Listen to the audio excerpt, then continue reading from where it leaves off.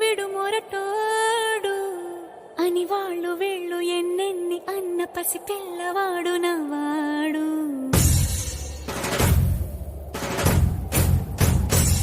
విడు ముండోడు అని ఊరు వాడ అనుకున్న గాని మహారాజు నాకు నవ్వాడు.